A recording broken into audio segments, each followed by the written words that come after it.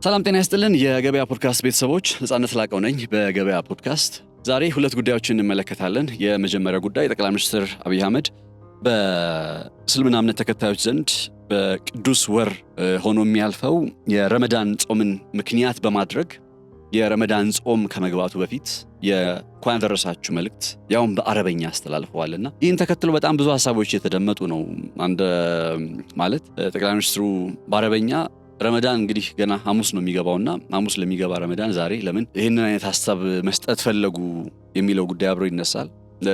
አሴም ታይም ደግሞ ምናልባት ከዚህ ጋር ተያይዞ ያሉ አንድምታዎችስ እንዴት ይገለጻሉ የሚለውን ነገር በተወሰነ መልኩ እንመለከታለን። በአንድም ሆነ በሌላ ደግሞ ሊዘነጋ የማይገባው የዛሬ ዋና ጉዳይ አለ።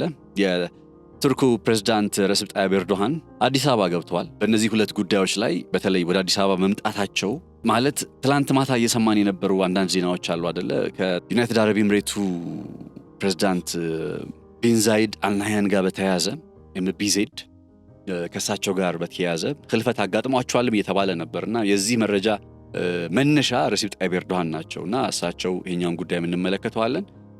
እሳቸው አዲስ አበባ እንግዲህ የመምጣታቸው ጉዳይ አብረው የሚነሱ ነጥቦች ምንድን ናቸው፣ በቀጠናው ካለው ነባራዊ ሁኔታ አንጻር የሚለውን ነገር በተወሰነ አጠር አድርገን እንመለከታለን።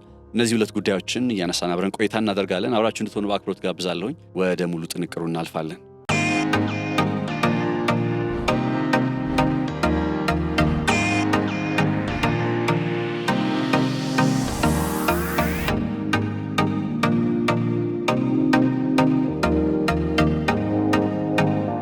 የኢትዮጵያ ጠቅላይ ሚኒስትር ዶክተር አብይ አህመድ በአረበኛ ቋንቋ በትላንትናው ዕለት ያስተላለፉት የእንኳን አደረሳችሁ መልእክት ለመላው የእስልምና እምነት ተከታዮች ለታላቁ ቅዱሱ ረመዳን ወር እንኳን አደረሳችሁ የሚል አይነት ሐሳብ ተቃለለበት አስተያየታቸው ተሰምቷል፣ ወይም መግለጫቸውን አይተናል። ይህ መግለጫ የረመዳን ጾም ገና የፊታችን ሐሙስ ነው የሚጠበቀው እና ጾሙ ገና ሳይገባ 3 ቀን አስቀድሞ መናገር ለምን አስፈለገ የሚለው ጥያቄ በተደጋጋሚ እየተነሳ ቆይቷል እና በአረበኛ ነው የጻፉት። መልእክቱ የተላለፈው በአረበኛ ነው። ለመተርጎም እንግዲህ ተርጉሞ የተሰሩ አይነት መረጃዎችን ተመልክቻለሁኝ እና እንደወረደ ሐሳቡን በተወሰነ መልኩ ስንዳስሰው የሚያተኩርባቸው አበይት ነጥቦች አሉ። የመጀመሪያው ያው ከረመዳን ጋር ተያይዞ እንደመነሳቱ ለእስልምና እምነት ተከታዮች እንኳን አደረሳችሁ ይልና ከዛ ግን ሁለት ቁልፍ ነገሮችን ያነሳል። አንደኛው የባህር ተደራሽነት ወይም የባህር በር ባለቤትነት ጉዳይን እና የናይል ዴቨሎፕመንት ፍሬምወርክ እየተባለ የሚጠራ በታላቁ ኢትዮጵያ ህዳሴ ግድብ ዙሪያ ጋር ተያይዞ ያለውን ሐሳብ በተመለከተ ቁልፍ የሚባሉ ጥያቄዎችን ጠቅላይ ሚኒስትሩ በዚህ ደብዳቤያቸው ላይ ወይም በዚህ መግለጫቸው ላይ አመላክተዋል እና የጠቅላይ ሚኒስትሩ ሐሳብ Our vision is to reach the sea through peaceful means and mutual benefit. ሞር አረበኛውን ብችልና አረበኛውን ባነብላችሁ ደስ ይለኝ ነበር። ወደ እንግሊዝኛ የተተረጎመውን ነው ያነበብኩላችሁ የምገኘው እኔ። ተልእኳችን ወይም ህልማችን በሰላማዊ መንገድ ወደ ባህር መድረስ ነው። ከዛም የጋራ ተጠቃሚነትን ማረጋገጥ ነው። የሰው ልጅ ክብር ባረጋገጠ መልኩ ዘላቂ ልማትን ለማምጣት እንዲቻል የትብብር በሮች መከፈት አለባቸው እንጂ መዘጋት የለባቸውም የሚል አይነት ሐሳብ በመልእክታቸው ላይ ተላልፏል። ስለዚህ አንደኛው ቁልፉ ነገር የኢትዮጵያን የባህር በር ጥያቄ ጉዳይ በተመለከተ የሚነሳው ነጥብ ነው። ኢትዮጵያ የባህር በር በሰላማዊ መንገድ እንዲኖራት ትፈልጋለች የሚለው አስተያየታቸው እንዳለ ሆኖ ከዛም በተጨማሪ ደግሞ ለትብብር በር ክፍት መሆን አለበት። ሀገራት ኢትዮጵያ የባህር በር በሰላማዊ መንገድ የጋራ ተጠቃሚነትን በሚያረጋግጥ መንገድ ላግኝ ስትል ያንን ነገር በሚመጥን መልኩ ለድርድር ለምክክር በሮች ክፍት መሆን አለባቸው እንጂ መዘጋት የለባቸውም የሚል ሐሳብ በጠቅላይ ሚኒስትሩ መልእክት ላይ ተላልፏል። ናው እንዲህ ያለ የታላቁ የኢትዮጵያ ህዳሴ ግድብንም በተመለከተ የሚመለከታቸው የሚያነሳቸው ሐሳቦች አሉ። ወደ በኋላ ላይ እመጣበታለሁ። የዚህ ባህር በር ተደራሽነቱን ጉዳይ በተመለከተ በመልእክቱ ላይ የተቀመጡ ሐሳቦችን በተወሰነ ከዳሰስኩኝ በኋላ ይህንን ነገር ኢትዮጵያ ስታከናውን ኢትዮጵያ የባህር በር ይገባኛል ስትል ይመለከተኛል ወይም ያስፈልገኛል ስትል እንቅስቃሴዋን እንደ ተስፋፊ በቀጠናው እንደ ተስፋፊ አድርገው የሚስሉ በጣም በርካታ ኃይሎች አሉ። ኢትዮጵያ ግዛቷን ልታስፋፋ ፈለገች፣ ኤክስፓንሽኒስት ተስፋፊነት ነው እያሉ ትንተና የሚያቀርቡ የተለያዩ መረጃዎችን ዘገባዎችን ተመልክታችሁ ሊሆን ይችላልና በጠቅላይ ሚኒስትሩ አስተያየት ላይ አንዱ አጽንኦት የተሰጠው ጉዳይ በእርግጥም ኢትዮጵያ የተስፋፊነት ሐሳብ እንደሌላት ወይም ተስፋፊ አይነት እቅድ ሳይሆን እያደገ ከመጣ እንግዲህ ከ120 ሚሊዮን በላይ ከሆነ ህዝብ ቁጥር አንጻር ግን የባህር በር ተደራሽነት ወይም የባህር በር ባለቤትነት ጉዳይ እጅግ ቁልፍ ጉዳይ መሆኑን አጽንኦት የሚሰጥ ነው ማለት ነውና ጦርነትን ማስቀረት አለብን። ጦርነትን በሰው ልጆች ታሪኮች ሁሉ ያሉ በሰው ልጅ ታሪኮች ውስጥ ከዚህ በፊት ጦርነት ምን ያክል ዋጋ እንዳስከፈለ በማንሳት ኢትዮጵያም በታሪኳ ጦርነትን እንዴት እንደምትሸሽና ያው ሌሎች ሀገራትን ሞራ እንደማታውቅ ይታወቃል ኢትዮጵያ። ከዚህ አንጻር አሁንም ያሉ ነገሮችን ጦርነትን ባስወገደ መልኩ ከጦርነት በጸዳ መልኩ በሰላም ነገሮችን ስለመቋጨት ነው እንግዲህ ጠቅላይ ሚኒስትሩ ደጋግመው አስተያየታቸውን በደብዳቤያቸው ላይ የገለጹት።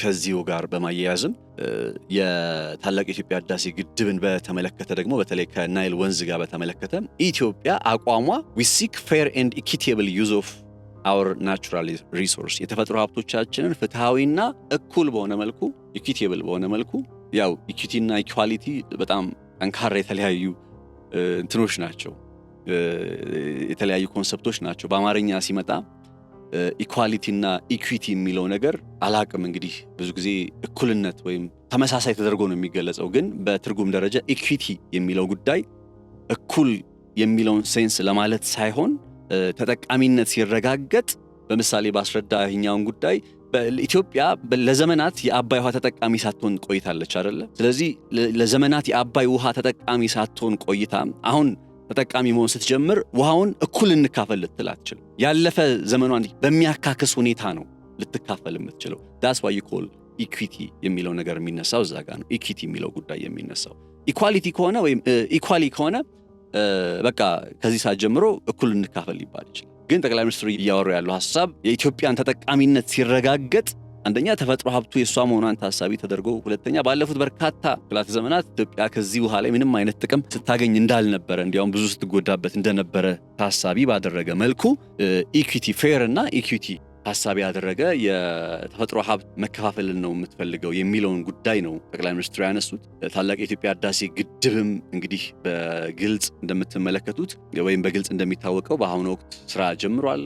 የኤሌክትሪክ ኃይል ማመንጨት ጀምሯል። 120 ሚሊዮን የሚጠጉ ዜጎችም ከዚህ ግድብ ላይ የተፈጥሮ እንግዲህ ሀብቱ ከሚያመነጨው ኤሌክትሪክ ኃይል ላይ ተጠቃሚ እንደሚሆኑ ተስፋ ያደርጋሉ። ኢትዮጵያ ከዚህ የምታመነጨውን ወደ ሌሎች ሀገራት የሸጠች የውጭ ምንዛሪ ልታገኝበት እንደምትችል ለኢትዮጵያ ጠንካራ ትልቅ የሚባል ግዙፍ ፕሮጀክት ነው። ስለዚህ ይህንን ጉዳይም በጠቅላይ ሚኒስትሩ በ39ኛው የአፍሪካ ህብረት ጉባኤ ላይም ለኢትዮጵያ እነዚህ ጉዳዮች ኢኮኖሚያዊና ዲሞግራፊያዊ ግዴታዎች እየሆኑ እንደመጡ በማንሳት ይህንን ጉዳይ ለቀጠናዊ ብልጽግና መጠቀም እንደሚገባ፣ ግዛትን የማስፋፋት በሌላው ላይ ጭንቀትን የመፍጠር ሌላውን የማስጨነቅ ጉዳይ ሳይሆን ቀጠናዊ ብልጽግናን ለማረጋገጥ ጥቅም ላይ ሊውል እንደሚገባ ነው በተደጋጋሚ ሲገልጹ የነበረው። እነዚህ ሐሳቦች ተንጸባርቀውበታል በጠቅላይ ሚኒስትሩ የረመዳን መልእክት ላይ። አሁን የረመዳን መልእክቱ አንደኛ ታይሙ የተነሳበት ቀን የረመዳን ከመግባቱ ከ3 ቀን በፊት ነው። ስለዚህ ከ3 ቀን በፊት ይሄ ጉዳይ ሲነሳ የጠቅላይ ሚኒስትሩ ሐሳብ ሲነሳ ጠቅላይ ሚኒስትሩ ምን ፈልገዋል ማለት ነው? በተለየ ሁኔታ የሙስሊሙ ዓለም ሀገራት በተለየ ሁኔታ ጠቅላይ ሚኒስትሩ ይሄ መልእክት የሙስሊሙ ዓለም ሀገራት እንዲደርሳቸው ወይም እንዲሰሙት ፈልገዋል። አሁን የረመዳን ወቅት ሐሙስ ለምሳሌ የሚገባ ሆኖ ሮብ ይህን መልእክት ቢያጋሩት አሁን እንደምንመለከተው አይነት ዓለም አቀፋዊ የዜና ሽፋኖችን ላያገኝ ይችላል። ገብቷቸዋል። አሁን ግን ስለ ረመዳን እየተወራ ባልሆነበት ሰዓት ላይ ስለ ረመዳን አውርተው ከዛ የኢትዮጵያን የባህር በር ጥያቄና ከዛ የታላቅ የኢትዮጵያ ህዳሴ ግድብ በጥቅሉ ከናይል የልማት ፍሬምወርክ ጋር በተገናኘ ሐሳቦችን ሲያነሱ ኢትዮጵያ ተስፋፊ አይደለችም እያሉ ሲገልጹ ምንድነው ነገሩ? የሙስሊሙ ሀገራት ይህንን ጉዳይ እንዲሰሙት ለምን ፈለጉ የሚል ጥያቄ ነው የሚነሳው። እርግጥ ነው ጠቅላይ ሚኒስትሩ በተለያዩ አጋጣሚዎች ላይ ሃይማኖታዊ ክብረ በዓላትን ከሃይማኖት ጋር የተያዙ ነገሮችን እንዲህ በማድረግ ይታወቃሉ። አዲስ አይደለም። ሃይማኖታዊ ክብረ በዓላትን ከእሳቸው መንግስት አካሄድ ጋር፣ ከለውጥ ጋር፣ ከብልጽግና ጋር እንዲያያዙ ነው መልእክት የሚያስተላልፉት። የተለመደ ነገር ነው። ስለዚህ እንዴት የረመዳን እንትንን ለፖለቲካዊ ዓላማ ማስፈጸሚያ የሚል አይነት ሐሳብ ከተደመጠ ባለፈው በርካታ ዓመታት ሲያደርጉ ስለነበረ ኤክስፔክት የሚደረግ ነው፣ የሚጠበቅ ነገር ስለነበረ ብዙም የሚገርም ነገር አይሆንም። በቃ እንደ መንገድ ወይም እንደ ስታይል ሲከተሉት የመጡ ነገር ስለሆነና ግን ቤዚክ መጠየቅ ያለባቸው ጥያቄዎች አንደኛ ይሄ የተላለፈው መልእክት ስፔሲፊካሊ የሙስሊም ሀገራትን ለምን ታሳቢ እንዲያደርጉት ፈለጉ የሚለውን ነገር ከተመለከትን በኢትዮጵያ የባህር በር ጥያቄና ባለቤትነት ጉዳይ ላይ ጥያቄ የሚያነሱ አገራት መካከል ሳውዲ አረቢያን ጨምሮ እነ ግብጽ፣ ኤርትራን በነገራችን ላይ የአረብ ሊግ አባል አገር ነች። ጅቡቲ፣ እነ ሶማሊያን በታዛቢነትም በምንም አረብ ሊግ ውስጥ ያሉ ናቸውና የአረቡ ዓለም የኢትዮጵያን ጉዳይ በተመለከተ ስፔሲፊካሊ የኢትዮጵያ ጉዳይ ኢትዮጵያ ከአባይ ወንዝ ላይ ተጠቃሚ እንዳትሆን፣ ኢትዮጵያ ከቀይ ባህር ላይ ተጠቃሚ እንዳትሆን በጣም ጠንካራና ተደጋጋሚ ጥረት በማድረግ የሚታወቀው አካል ማን ነው ካላችሁ አሁን በቅርብ ዓመታት ውስጥ የአረብ ሊግ ነው። የአረብ ሊግ የታላቅ የኢትዮጵያ ህዳሴ ግድብን በተመለከተ ምን ያክል ጊዜ እንደተሰበሰበ ምን ያክል ጊዜ ለግብጽ የሚያዳላ አቋምን ሲያወጣ እንደነበረ የሚዘነጋ አይደለም። የቀይ ባህር ጉዳይ ብለን ስንመጣ ደግሞ የቀይ ባህር ኢትዮጵያ የባህር በር ተደራሽ ለመሆን እንቅስቃሴዎች ጥረቶች በሚጀመሩበት ሰዓት ላይ በ2021 አውሮፓውያን አቆጣጠር በሳውዲ ርዕሰ መዲና ሪያድ ውስጥ ግብጽ፣ ሳውዲ አረቢያ፣ ኤርትራ፣ ጅቡቲ፣ ሶማሊያ እነዚህ ሀገራት የተጠቃለሉበት በቀይ ባህር ላይ ከባህሩ ጋር በቀጥታ ከሚዋሰኑ ሀገራት ውጭ የትኛውም ሀገር የማስተዳደርም ሆነ የመንቀሳቀስ አይነት መብት የለውም የሚል አይነት ሐሳብ የሚያጸና ሬድ ሲ ፎረም ወይም ሬድ ሲ ካውንስል የሚባል አይነት ጥምረትን መፍጠራቸው አይዘነጋም። ልብ አድርጉ፣ የአረብ ሊግ አባል ሀገራት ናቸው እንዳለ። እሱም ብቻ አይደለም፣ እነ ሳውዲ የመሰሉ ሀገራት እኮ አንደኛ ቀይ ባህርን በተመለከተ የሚያስቡት ቀይ ባህርን በተመለከተ የሚረዱት ነገር ምንድነው? ሪያድ ይሄንን የቀይ ባህር ግራና ቀኝ በአረብ ሊግ አባል ሀገራት በቀጥታ ካልሆነም በአረቡ ሀገራት ይዛ የአረብ ሌክ የማድረግ እቅድ ነው ያለ። አረብ ሌክ ይህንን በመጽሐፍ ላይ ነው ያነበበው። አንድ በጣም ወደው መጽሐፍ አለና ሃይድሮጅን ኢኮኖሚ በተለይ ከሳውዲዎች ከነዳጅ አብዮት ጋር በተገናኘ እንዴት ዓለም ላይ ተጽዕኖ እየፈጠሩ እንደመጡ ከዛ በቀጠና ላይ ያላቸው ጂኦግራፊያዊ ፍላጎታቸው ምን እንደሚመስል የመሳሰሉት ነገሮችን የሚተነትን መጽሐፍ ነው።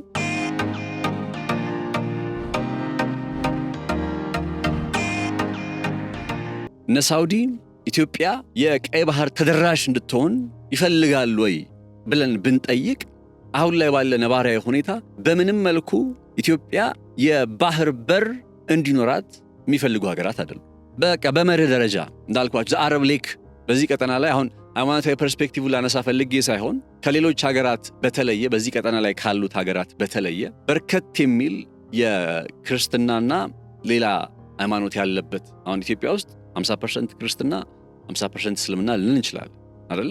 50-50 ነው ኢትዮጵያ ውስጥ። በሌሎቹ ሀገራት ግን የእስልምና እምነት ተከታዮች ቁጥር የሚበዛባቸው ሀገራት አሉ። ከዛ በቀደሙት ጊዜ ኢትዮጵያ የምትባለው ሀገር ያው እንግዲህ መቼስ ምን ይደረጋል ያው ታሪክ ስለሆነ አንክደውም። ስዩመ እግዚአብሔር እየተባለ አይደለ ንጉሶች የሚሸሙት ጽዮን እየሄዱ አይደል? ጽዮን ማርያም ባለፉት በርካታ ዓመታት በክፍላተ ዘመናት ውስጥ ኢትዮጵያ እንደ ክርስቲያን ሀገር ተደርጋ ነው የምትቆጠር የነበረው እንደምታውቁ። ምንም እንኳን ኢትዮጵያ በራሷ እስልምናን በመቀበል ረገድ ወይም በእስልምና ታሪክ ውስጥ ከመካና መዲና የመጡትን ሰዎች አልነጃሽ እንዴት ተቀብለው አልነጃሽ መስጂድ እንዴት እንደተሰራ ኢትዮጵያ በእስልምናን ላይ ክርስትናም ከውጭ እንደመጣበት ያው ቀድሞ ቢመጣም ከዛ እስልምናም ሲመጣ እስልምናንም እንደግሞ ኢንተርቴን ተደርጎ ኢትዮጵያ ውስጥ እንዴት እንደቀጠለ ቢታወቅም በተጨባጭ ግን በስቴት ኦፊሻል ደረጃ ገብቷቸው የመንግስቱ እምነት የስቴት ሪሊጅን ተብሎ የሚገለጸው ክርስትና ነበር። በአንድ አጋጣሚ ነው የካቶሊክ እምነት በሱሱኒዮስ ጊዜ የስቴቱ ወይም የሀገረ መንግስቱ ሃይማኖት ሆኖ የነበረው አንድ ጊዜ ነው የካቶሊክ እምነት በሱሱኒዮስ ጊዜ እንዳልኳችሁና ከዛ ውጪ ቀዳማዊ ኃይለ ሥላሴ ጃንሆይ በ1967 መፈንቅለ መንግስት እንበለው አይደለ እንግዲህ በወታደራዊ አብዮት ከስልጣን እስከሚወርዱ ድረስ የሰለሞኒክ ዳይናስቲ አይደለ ስያሜው እንኳን የሚባለው። ስለዚህ እንደ ክርስቲያን ሀገር ነው የምትቆጠረው፣ እንደ ክርስቲያን የምትቆጠረው ነው ያልኩት እንጂ ነች ያልኩ አይደለም። ልባት ኢትዮጵያ በአረቡ ዓለም ሀገራት በዛ አይነት መነጽር ነው የምትታየው እንጂ ኢትዮጵያ በነዛ ጊዜም እንኳን ጭምር የክርስቲያን ሀገር ነች፣ የክርስቲያን ሀገር ብቻ ነች ብዬ ድምዳሜ የምሰጥ አይነት ሰው አይደለሁም። ምክንያቱም በአንድም ሆነ በሌላ ለምሳሌ ኢብን ኢብራሂም ያው በእንትን ስሙ ነው በብዛት የምታውቁት ሐመድ ግራኝ በሚለው ስምና ከታች ከአዳል ተነስቶ ያው በኢትዮጵያ ሂስትሪ ላይ በተወሰነ መልኩ እንትኖቹ ስለምናውቃቸው እንዴት እንደሚገለጽ አይደል እንዴት እንደሚዘለል አንዳንድ ታሪኮች እነሱ ነገሮች ስለምንረዳ አለ በቃ ኢቭን እስልምናን ራሱ አዘ ስቴት ሪሊጅን ለማድረግ በሚል የክርስቲያን ሃይላንዶችን መጥቶ ወግቶ ብዙ እንትን ያደረገ እንቅስቃሴ እንደነበረ የሚዘነጋ አይደለም። ኤኒዌይ ይሄን ሁሉ ማነሳላችሁ ለምንድን ነው የአረቡ ዓለም ሀገር ሲረዳን ግን ኢትዮጵያ ውስጥ እንደዚህ ነባራዊ ሁኔታዎች ቢኖሩም የአረቡ ዓለም ሀገር ሲረዳን ግን ኢትዮጵያ የክርስቲያን ሀገር ነች ብሎ ነው የሚረዳ። ስለዚህ የአረብ ሌክ ለማድረግ ሲያስቡ ኢትዮጵያን ነው ማግለል የሚፈልጉት። ኢትዮጵያን ከዚህ ከቀይ ባህር ጋር ነው ማግለል የሚፈልጉት። አረብ ሌክ እንፍጠር በቀኝም በግራም የአረብ ሀገራት አረብ እንኳ ባይሆኑ የአረብ ሊግ አባል የሆኑ ሀገራት መጠቃለል አለባቸው ተብሎ ዛስ ዋይ ኤርትራ ስትገነጠል የኤርትራን የነጻነት እንቅስቃሴ እነ ፍልስጤም እኮ ነበር ይደግፉ ነበር ማለት ፍልስጤም ውስጥ እኮ እንቅስቃሴ ነበር እና አልጄሪያ አክቹሊ ኢትዮጵያ ውስጥ ያለውን እንቅስቃሴ የሚደግፉ ሀገራት ነበሩ። ስለዚህ እስልምና እምነት ተከታይ የሚባሉ ሀገራት በተለይ ግን የኤርትራን የነጻነት እንቅስቃሴ ግብጾች ምን አይነት ሚና እንደነበራቸው የአረብ ዓለም ምን አይነት ሚና እንደነበረው ከዛ ኤርትራን ራሷ የአረብ ሊግ ውስጥ የማጠቃለሉ እንቅስቃሴና ግብ ሌላ ምንም አይደለም። ሌላ ምንም ሳይሆን የኢትዮጵያ የተገነጠለችዋ ኤርትራ የአረብ ሊግ ሆነች ማለት እነ ሳውዲ የሚያስጨንቃቸው ወይም የአረቡን ዓለም የሚያስጨንቀው ጉዳይ በአንድም ይሁን በሌላ እልባት አገኘ ማለት ነው። ምክንያቱም በመርህ ደረጃ አይዘር አረብ መሆን አለባቸው፣ ሁለተኛ ደግሞ የአረብ ሊግ አባል መሆን አለባቸው ብለው ስለሚያስቡ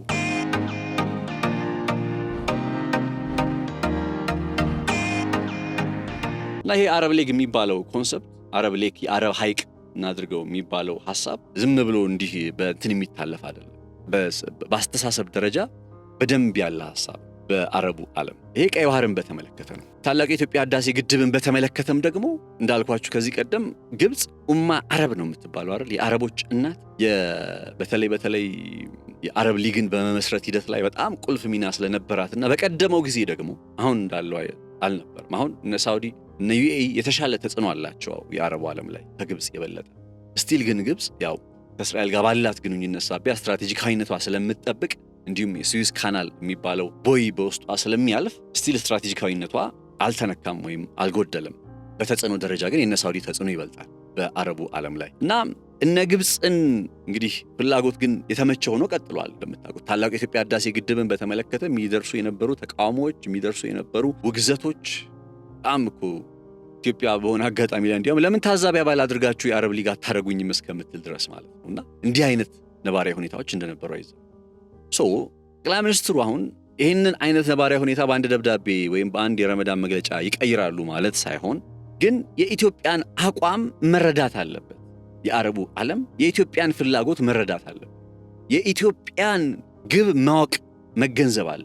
ኢትዮጵያ በዚህ ቀጠና ላይ ጦርነት መቀስቀስ አይደለም ግቡ አይደለ? በተደጋጋሚ እንደምንለው የዚህን ቀጠና ሰላም አስጠብቆ መቀጠል ነው ፍላጎት። የዚህን ቀጠና ሰላም አስጠብቆ በመቀጠል ሂደት ውስጥ ግን እንዴት ነው የኢትዮጵያን ፍላጎት ማስከበር የሚቻለው የሚለው ጉዳይ በጣም መሰረታዊ። ስለዚህ አሁን በአረቡ ዓለም መካከል እየተመለከትን ካለው ንፋስ ወይም ለውጥ አንጻር በሳውዲ አረቢያ እና በቱርክ መካከል ያለውን ግንኙነት ያው በደንብ ተመልክተናል። ከትላንት ወዲያ ከዛም በፊት በነበሩት ጊዜ ሳውዲና ቱርክ ጀማል ካሾጊ ቱርክ ውስጥ ሄዶ ሲገደል በጣም እኮ ሰርፕራይዚንግ ነው። ያኔ የነበራቸው ልዩነት ያኔ የነበራቸው ጸብ ልነግራችሁ አልችልም። እሱ ብቻ ሳይሆን በሌሎችም ቀጠናዊና ጂኦፖለቲካዊ ጉዳዮች ላይ በጣም የሚለያዩ ሀገራት ሆነው ቆይተዋል። አሁን ግን በዚህ ቀጠና ላይ ፍጹም የተለየ ያልተጠበቀ አይነት አንድነት ውስጥ ገብተዋል። በተለይ ከእስራኤል መምጣት ጋር በተገናኘ እና የእስራኤል ወደዚህ ቀጠና መምጣትና የኢትዮጵያ የባህር በር ይገባኛል ጥያቄ በአንድም ይሁን በሌላ በዚህ ዙሪያ ላይ ወዲያ የሚሉ የአረብ ሊግና የአረቡ ዓለም ሀገራትን የሚያስጨንቅ ሆኗል። በኢትዮጵያ ሳይበቃቸው እስራኤልን መታባቸዋለች። ሌላኛው የእስልምና እምነት የማትከተል ሀገር ወይም የአይሁድ ስቴት ነች እሷ ማጭራሽ እና እነዚህ ሁለቱ ወደዚህ ቦታ ላይ የመምጣታቸው ጉዳይ ደግሞ እኮ ለአረቡ ዓለም ተጨንቀው ወይም የአረቡን ዓለም ምናምን ብለው ሳይሆን እኮ እነዚህ ሀገራት ኢትዮጵያን ወይም ከእስልምና እምነት ውጪ የሚለውን ጉዳይ የሚገፉት ኢትዮጵያን ማግለል ላይ ያነጣጠረ አይነት አካሄድ ስላላቸው ያ ማለት ለእምነታቸው አስበው ለእምነታቸው ተቆርቁሮ አይደለም። ጥቅማቸውን አስበው ነው። ማወቅ ያለብን ነገር እነዚህ ሀገራት ኢትዮጵያን ከዚህ ቀጠና እንክፋት ወይም ኢትዮጵያ በዚህ ቀጠና ላይ ምንም አይነት ያላደገች ሀገር ሆና ትቀጥል፣ ግድቧም አይሰራ፣ የቀይ ባህር ተደራሽም አትሁን የሚል ሐሳብ ከአረቡ ዓለም ሲደመጥ የአረቡ ዓለም ለሃይማኖቱ አስቦ አይደለም፣ ለጥቅሙ አስቦ ነው። በቀይ ባህር ላይ 30 ከመቶ የዓለም ንግድ ወዲህ ወዲያ ከሚርመሰመስበት ሀብት ላይ ማንም እንዲነካበት ስለማይፈልግ ነው። የአረብ ሊግ የሚሉት ደግሞ ለምንድን ነው? በቀላሉ ማዘዝ ስለሚችሉ ነው። አሁን ኤርትራን እንደፈለጉ ማዘዝ ይችላሉ። ሶማሊያን እንደፈለገ ማዘዝ ይችላሉ። ጅቡቲን እንዴ በቃ እኮ በየመን በኩል ያለውን ታውቁታላችሁ። ግብጽ ላይ እንደፈለጉ ማዘዝ ይችላሉ ሳውዲ። እና ይሄን አይነት አካሄድና ፓተርን እያየን ስለመጣን የኢትዮጵያ እንቅስቃሴ ኦብቪየስሊ እረፍት የሚነሳ ጉዳይ ነው።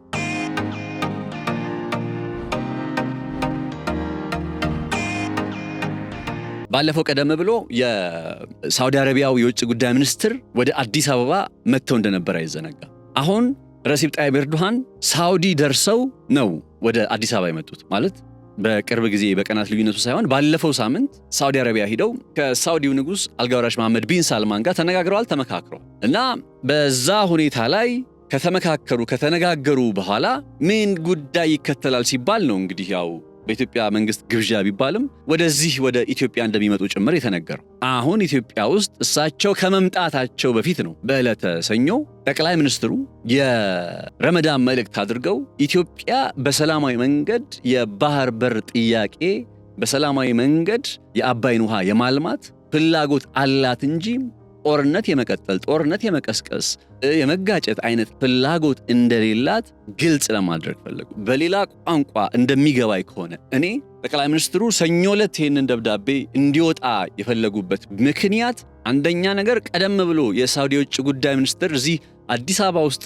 መጥቶ በነበረበት ጊዜ አሁን የምንለውን አይነት ኢትዮጵያ የምትለውን አይነት አቋም ቢንጸባረቅም እንኳን ግን ግልጽ በሆነ መልኩ ያ መረዳት በሳውዲዎች ዘንድ አልተያዘም። ኢትዮጵያ የባህር በር ጥያቄዋ፣ ኢትዮጵያ የአባይ ወንዝን የማልማት ጥያቄዋ ከራሳቸው ከቆሙበት አንጻር ብቻ ነበር እየተረዱ ያሉት ማለት ነው እነዚህ አካላት። ስለዚህ አሁን ሳውዲ አረቢያ ደርሰው ኤርዶሃን ወደ አዲስ አበባ ሲመጡ ይህንን ደብዳቤ እንበለው ወይም ይህንን መግለጫ ማየታቸው አይቀርም።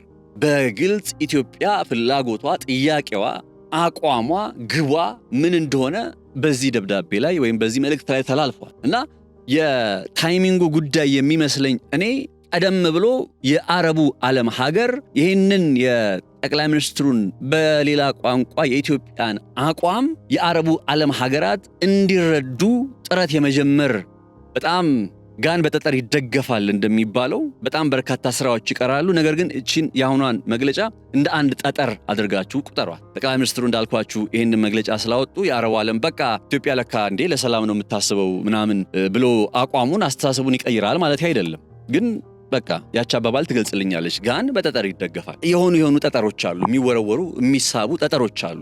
እና ከነዛ ውስጥ እንደ አንዷ አድርጋችሁ ቁጠሩት ይሄኛውን ጉዳይ። ስለዚህ አሁን ኤርዶሃንም ወደ ኢትዮጵያ ሲመጡ ምን ተረድተው ይመጣሉ ማለት ነው? ኢትዮጵያ በአባይ ጉዳይ ላይ በተመለከተ ያላት አቋም የአባይ ውሃን አጠቃቀም በተመለከተ ምንድነው የምትለው? ቅድም ያልኳት በጣም መሰረታዊ ፌር ኤንድ ኢኩዊቴብል ሼር የኢትዮጵያ አቋም ይሄ ፌር ኤንድ ኢኩዊቴብል ፍትሃዊ የሆነ እና ተመጣጣኝ ብለን እንግለጸው። ምን አድርገን እንግለጸው በአማርኛ? ኢኩዊቴብል የሚለውን ቅድም ሐሳቡን አብራርቼላችኋለሁ አይደል መግቢያ ላይ። ይሄንን ጉዳይ ነው በአባይ ወንዝ ላይ የኢትዮጵያ አቋም እንጂ የአባይን ውሃ ዘግተን ከዛ ለግብጾች አንለቅም ብለን የሆነ ግብጽ ላይ ተአምር የመፍጠር አድርገው ነው። በነገራችን ላይ ትራምፕ ምንድነው ሲያወራ ባለፈው የሰማነው? ይሄ እኮ አዲስ አይደለም። ትራምፕ እኮ ያ ግድብ መስራት የለበትም እኔ ናይል ሲባል የሚመጣልኝ ግብጽ ነችና አሁን ዘጉት እያሉ ነበረ ዶናልድ ትራምፕ ሲያወራ ነበር። ስለዚህ ዶናልድ ትራምፕ የሚባሉት ሰው በዚህ ደረጃ እንግዲህ ያላቸው የታላቁ የኢትዮጵያ ህዳሴ ግድብን በተመለከተ ያላቸው ግንዛቤ እንደዚህ ከሆነ በጣም ዋን ይፈልጋል። ምን አይነት ዋን ነው ወይ ምን አይነት ጅማሬ ነው ማስጀመሪያ ነው የሚፈልገው? ልክ እንዲህ እንዳየነው አይነት በእንኳን አደረሳችሁ መልእክት ኢትዮጵያ አቋሟ እንደዚህ ነው፣ ምንድነው የምታወሩት ወይም ይህን ነገር ተረዱ ብሎ ግልጽ ማድረግ ይፈልጋል።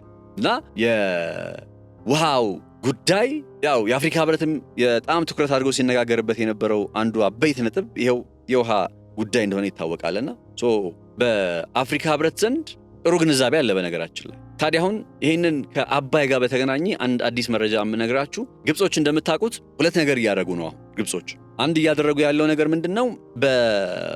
ቀይ ባህር ጋር ከሚዋሰኑ ሀገራት ውጪ ሌላ ማንም ይህንን የቀይ ባህር አካባቢ የማስተዳደር ሂደት ውስጥ መግባት የለበትም የሚለውን ሐሳብ ማለትም ሳውዲ አረቢያ ጋር ሆነው የሚያቀነቅኑትን ሐሳብ ይዘው ወደ አፍሪካ ህብረት መጥተዋል። አፍሪካ ህብረት ላይ አሁን እንደምታውቁት ግብጾች ለአንድ ወር ያክል ፌብሩዋሪን ብቻ የፒስ ኤንድ ሴኩሪቲ ኮሚሽኑ መሪ ናቸው። በየወሩ ይቀያየራልና የዚህ ወር ተረኛ ግብጾች ናቸው። ይህን አጋጣሚ በመጠቀም አንዱ እየሰሩበት ያለው ጉዳይ ይሄ የአፍሪካ ህብረት የአረብ ሊግን ሐሳብ እንዲያቀነቅን የአረብ ሊግን ሐሳብ እንዲስማማ የማድረግ አይነት አዝማሚያ ነው እያከናወኑ ያለው። ኢጅፕት ዴይሊ ላይ ገብታችሁ ይህንን ዜና መመልከት ትችላላችሁ። በሁለተኛ ደረጃ ደግሞ ምን እያከናወኑ ነው ከተባለ ኬንያ ውስጥ ለኬንያ ግድብ እንስራ እያሉ ነው። ኬንያ ጋር የሆኑ ስምምነቶች አድርገዋል ከሰሞኑ እና ግድብ እንስራ እያሉ ነው። ምንድነው ግድቡ የመስራት ዓላማ ስትሉ ደቡብ ሱዳንንም ከዚህ በፊት ብለዋት ነበር። ግድብ እንስራልሽና እነዚህ ያው የላይኛው ተፋሰስ ሀገራት የሚባሉ ናቸው። ደቡብ ሱዳን፣ ኬንያ፣ ታንዛኒያ፣ ሩዋንዳ ምናምን ኢትዮጵያን ጨምሮ ማለት ነውና የላይኛው ተፋሰስ ሀገራት የናይል ቤዚን ኢኒሺዬቲቭን ተክተው በኢትዮጵያ መሪነት የመጣ አዲስ የናይል ቤዚን ኮሚሽን ፍሬምወርክ የሚባል ነገር ሲኤፍኤ ስምምነት ነው። የናይል ቤዚን ኢኒሺዬቲቭን ይተካና ያው ናይል ቤዚን ኢኒሺዬቲቭ ለግብጽ ብቻ የተመቸ ነው። ሲጀምርም ሲጠነሰስም በግብጾች ነው የተጠነሰሰው። ከዛ ከ2010 በኋላ ኢትዮጵያ ስትሰራበት የነበረው ይሄ የሲኤፍኤ የሚባለው የፍሬምወርክ አግሪመንቱ የላይኛው ተፋሰስ ሀገራት በውሃቸው ላይ የመጠቀም መብት እንዳላቸው የሚያረጋግጥ ነውና ይሄንን አካሄድ 6 ሀገራት ተፈርመውታል። በ2024 ላይ ደቡብ ሱዳን ስትፈርመው 6ኛዋ ሀገር ሆናለች። ኬንያም አለች በመሰለኝ ነው። ኬንያ እርግጠኛ አይደለሁም። እና ግን ኬንያን አሁን ይሄንን ስምምነት እንዳትፈረም ነው እያደረጉ ያሉት። ግድብን ገንባና ከዚህ የሲኤፍኤ አይነት ስምምነት ውስጥ ራሷን ታግለል ወይም የናይል ቤዚን ኢኒሺዬቲቭ የድሮው የቅኝ ገዢው ሐሳብ ይቀጥል የሚል አይነት ሐሳብን ነው ግብጾች የሚያቀነቅኑት። ይሄንን ቁልፍ ነገር እያከናወኑ ነው፣ በአባይ ውሃ ጉዳይ ላይም በቀይ ባህር ጉዳይ ላይም።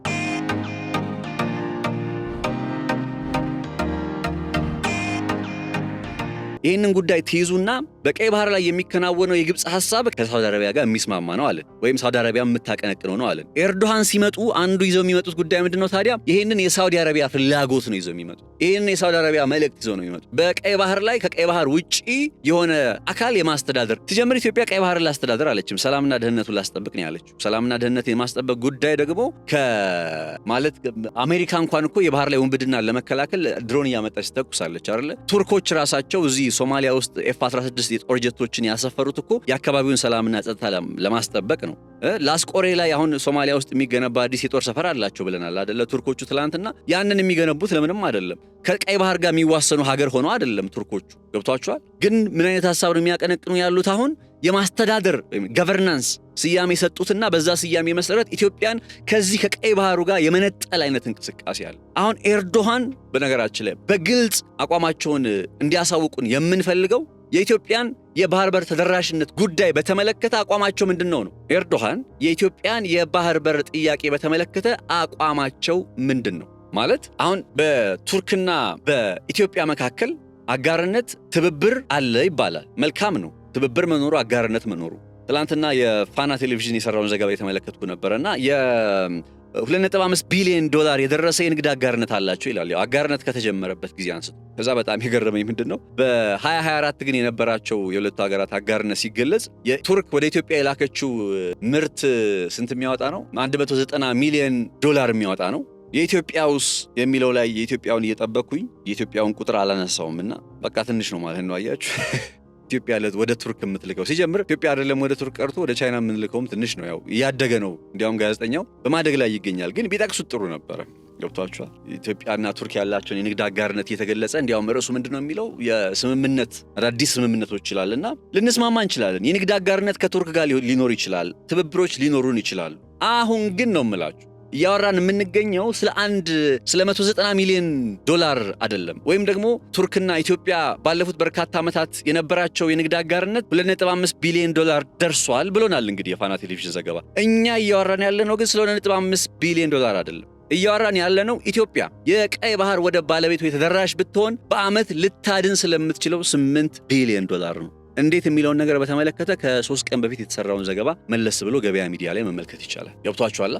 ስለዚህ ከቱርክ ጋር ኢትዮጵያ አሁን አቋሟን መታወቅ አለበት። በቃ ቱርክ የኢትዮጵያን የባህር በር ጥያቄ ትደግፋለች ወይስ አትደግፍም? ሳውዲ አረቢያ የኢትዮጵያን የባህር ጥያቄ ትደግፋለች አትደግፍም? ለምሳሌ ይኸውላችሁ አሁን በጦርነት አላልንም እኛ በጦርነት የባህር በር አላለም። የዩናይትድ በኢትዮጵያ ማለት ነው የዩናይትድ ኪንግደም አምባሳደር ከኢቢሲ ጋር በነበረው ቆይታ አይ ቲንክ የኢትዮጵያን ከኢቢሲ ጋር ይመስለኛል ብቻ ሎካል ሚዲያ ነው የኢትዮጵያን ሰላማዊ የባህር በር ጥያቄ እንደግፋለን የሚለውን ሐሳብ በግልጽ እየተናገረ ነበር። እሱ ብቻ አይደለም። በነገራችን ላይ ባርበራ ወደብ ላይ ዩናይትድ ኪንግደም ሼር እንዳላት ታውቃላችሁ? ድርሻ እንዳላት በቀጣይ በስፋት እመለስበታለሁ ይሄኛውን ጉዳይ።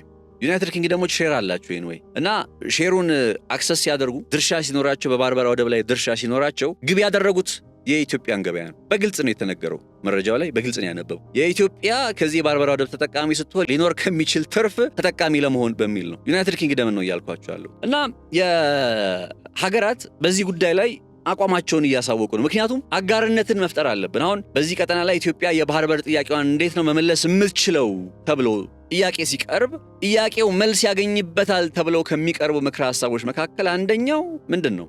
በቀጠናው ካለ የኃይል አስተላለፍ ዑደት ጋር ተያይዞ የሚመጣ አይነት መልስ ነው የሚኖረው። ገብቷችኋል? በቀጠናው እያየነው ያለው የኃይል አስተላለፍ ጉዳይ ወደድንም ጠላንም የኢትዮጵያን የባህር በር ጥያቄ ጉዳይ ተደራሽ በማድረግ ረገድ የራሱ ሚና ይጫወታል። ስለዚህ በአንድም ሆነ በሌላ አጋርነቶቻችን፣ ትብብሮቻችን የምንላቸው ጉዳዮችን የግድ ማጤን ስለሚኖርብን ቱርክ ምንድነው የምትጠብቀው ብትሉኝ፣ ምንድነው የምትጠብቀው? ረሲፕ ጣይብ ኤርዶሃን አዲስ አበባ መጡ። አዲስ አበባ መጥተው የሆነ የንግድ ስምምነት ተፈራረሙ የሚል ዜና አይደለም የምጠብቀው። የኢትዮጵያና የቱርክ የንግድ አጋርነት ወይም የኢትዮጵያና የቱርክ ትብብር ባለፉት በርካታ 130 ዓመት ምናምን ሆነው የተባለው እንደዚህ ብቻ ሆኖታል። የንግድ አጋርነቱም እየጨመረ ነው ምናምን የሚል ዜና አይደለም የምጠብቀው። እንዳልኳችሁ ነው። የንግድ አጋርነትም ከተባለ በቃ ይሄ ነው። በቃ የኢትዮጵያን የውጭ ምንዛሬ እጥረትና ድርቀት ሊሞላ የሚችል አይነት የንግድ አጋርነት የለንም ከቱርክ ጋር። ለምን ይዋሻል? በ2024 የተላላክነው የንግድ አጋርነት እኮ ከ200 ሚሊዮን ዶላር ወይ 250 ሚሊዮን ዶላር የበለጠ እኮ አይደለም። እያወራን እኮ ያለ ነው ለጅቡቲ ስለምንከፍለው ዕቃ ለማስገባት ብለን ኢምፖርት ስናደርግ ስለምንከፍለው 3-4 ቢሊዮን ብር፣ ዕቃ ስናስወጣ ስለምንጎዳው ተመሳሳይ 3-4 ቢሊዮን ዶላር ነው። ስለዚህ በምን አግባብ ነው በንግድ አጋርነት ምክንያት ሳቢያ ከቱርክ ጋር ጥሩ ስለሆነን የኢትዮጵያ የባህር በር ጥያቄ ላይ ጉዳይ ላይ የተመለከተ ነጥብን በይደር የምናሳልፈው? ጉዳይ ላይ ጋዜጠኞች የሚሳተፉ ከሆነ እነዛ ጋዜጠኞች መጠየቅ ያለባቸውን ጥያቄ ነው የምነግራችሁ። አይውሽ ድሉ ቢኖረኝና በቦታው ላይ ብገኝ የምጠይቀውን ጥያቄ ነው የምነግራችሁ። ዋትስ ዩር ፖዚሽን? የኢትዮጵያ የቀይ ባህር ተደራሽነትን በተመለከተ ሪኩዌስት ፎር ዘ ሬድ ሲ የኢትዮጵያን በተመለከተ ምንድነው አቋማችሁ? እንዴት ታዩታላችሁ? የሚለውን ጉዳይ በተመለከተ በግልጽ ባይዘወይ አብይ አህመድ ላይሆን ይችላል ይሄን ጉዳይ መጠየቅ ያለበት። አጋጣሚው ከተገኘ አንድ ጋዜጠኛ መጠየቅ ያለበት ጉዳይ እና ይሄንን ነጥብ በተመለከተ እንዳልኳችሁ የኤርዶሃን አዲስ አበባ መምጣት አንደኛው በቃ ምን ይጠበቅበታል? ምንድነው ኤክስፔክት የምታደርገው ከተባለ ኤክስፔክት የማደርገው የምጠብቀው ነገር በቀይ ባህር ጉዳይ ላይ የቱርክን አቋም እንረዳለን፣ እንገነዘባለን ብዬ ነው የማስበው። ነገሩን ጠቅለል ሳደርገው በዚህ መልኩ ነው የምገልጸው።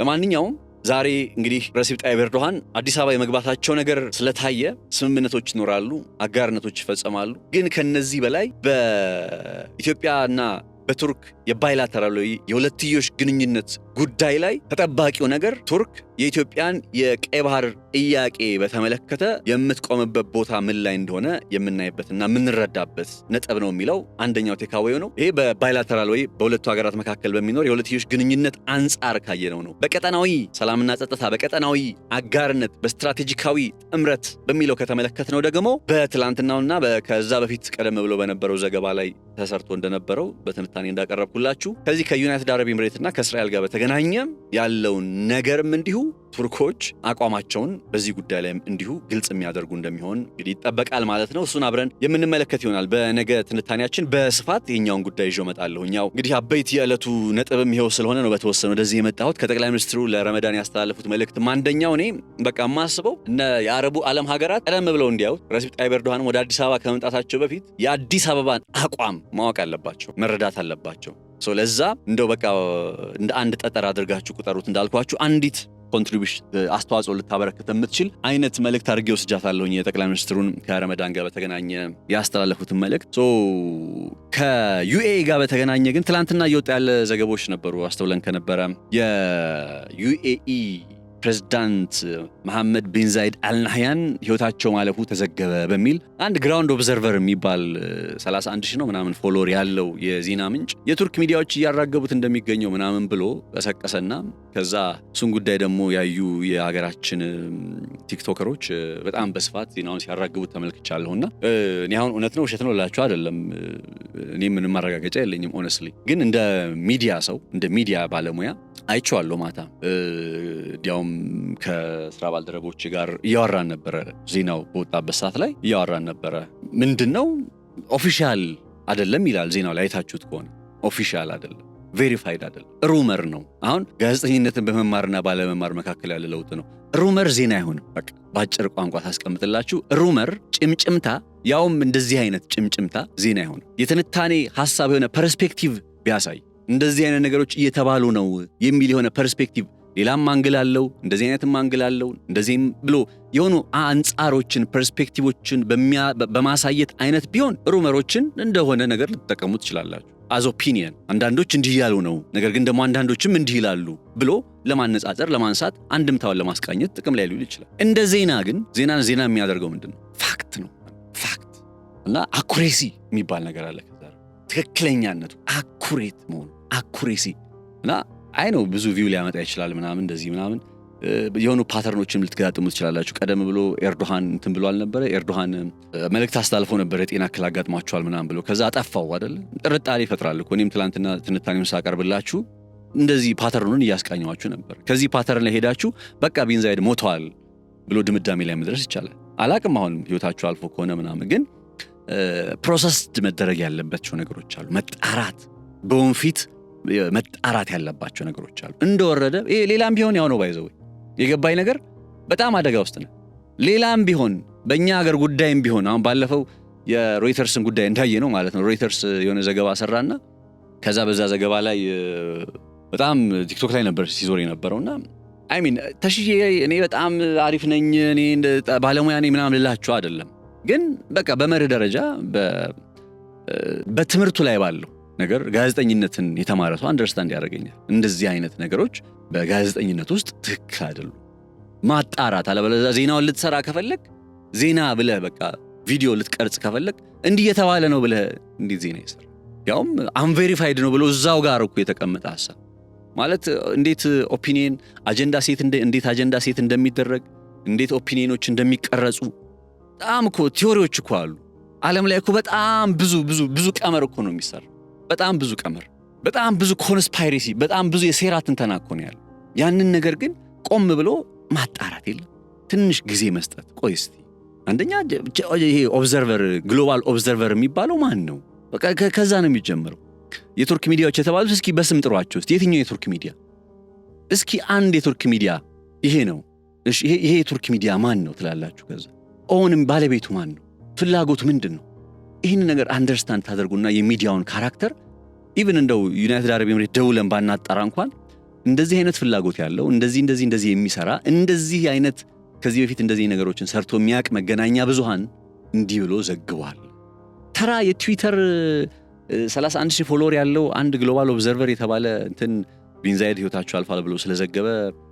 ህይወታቸው አልፏል ተብሎ የተዘገበ ነው በዚህ ጉዳይ ላይ ያለውን ነገር እያጣራ እንመጣለን ትንሽ ሙያውን አክብሩ ኃላፊነት አለባችሁ በጣም ትልቅ ኃላፊነት ነው ያለባችሁ በጣም ትልቅ ኃላፊነት ነው ያለባችሁ እናንተ የምትናገሩትን ነገር እውነት ነው ብሎ ወስዶ በቃ ይሄም ሌላም ቢሆን ያው ነው እናንተ ምን ያክል ሰው እንደሚከተላችሁ አስቡ እናንተ የተናገራችሁትን ነገር እውነት ነው ብሎ ወስዶ አሁን በሌላ ጉዳይ ላይም ቢሆን ማለት ነው ምን ሊመጣ እንደሚችል አስቡ እንደው የዩኤ ጉዳይ ስለሆነ ቀለል አድርጋችሁት ከሆነ እሱም ልክ አይደለም anyway አሁን ሞቷል አልሞቱም አይደለም ህይወታችሁ አልፎ ሊሆን ይችላል ምንም ማቀው ነገር የለም ስለማለፉ ምንም ያገኙት መረጃ የለም ለማጣራት ሞክሬያለሁኝ በተቻለ መጠን ይሄ ዘገባ እስከተሰራበት ድረስ ማለት ነው ለማጣራት ሞክሬያለሁኝ ምንም አይነት ነገር አላየሁም አልሰማሁም ይሄ ግሎባል ኦብዘርቨር ምናምን ብሎ ሶሻል ሚዲያ ላይ ከሚዞሩት ነገሮች ውጪ ማለት እና ህይወታቸው አለፈም ከተባለ ኦፊሻሊ ሲረጋገጥ ኦፊሻሊ ባይሆን እንኳን ታማኝ የሆኑ የዜና ምንጮች የሚባሉ አሉ ታማኝ የሆኑ የሶሻል ሚዲያ አካውንቶች የሚባሉ አሉ ፓተርናቸው የሚታወቅ ሐሰት የማይናገሩ እነዛን ቼክ ማድረግ በጣም ተገቢነት ይኖራል ስለዚህ እንደዚህ አይነት ነገር እየተደጋገመ መጣ ባለፈው የሮይተርሱን ዘገባ በጣም ያራገቡት ቲክቶክ ላይ ነው። አሁንም ደግሞ የቤን ዛይድን ጉዳይ በጣም ነው የገረመኝና እንዳልኳችሁ ይሄን ዘገባ እስከሰራውበት ጊዜ ድረስ ምንም የተባለ ነገር የለም። ወደ በኋላ ላይ ኦፊሻሊ ሊመጣ የሚችል ነገር ካለ እና ያለን በዜና ሰዓታችን ላይ እንመለከተዋለን። ቀድሞ ግን በቃ እንዲህ ብሎ ስለተናገረ ምን ለውጥ አመጣ? ምን ቀድሜ ተናገሬ ነበር ለማለት ቀድሜ ደርሶ ነበር ለማለት በቃ ዛት ዘጎል በጣም ዛት ሶፈኒ።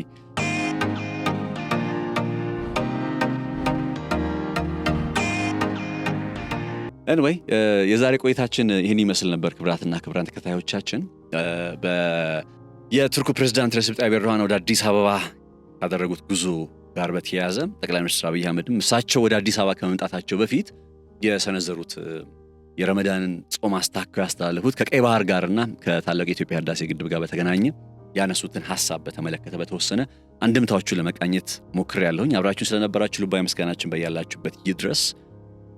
በነገው ዕለት ጠለቅ ባለ መልኩ ጉዳዩን በደንብ እንፈትሸዋለን፣ እንመለከተዋለን። አብራችሁ ስለነበራችሁ ከልብ አመሰግናለሁ። መልካም ቆይታ ይሁንላችሁ።